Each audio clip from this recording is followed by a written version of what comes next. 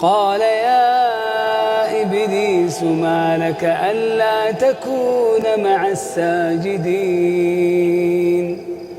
قال لم أكن لأسجد لبشر خلقته من صلصال من حمأ مسنون قال فاخرج منها فإنك رجيم وإن عليك اللعنة إلى يوم الدين قال رب فانظرني إلى يوم يبعثون قال فإنك من المنظرين إلى يوم الوقت المعلوم قال رب بما أغويتني لأزينن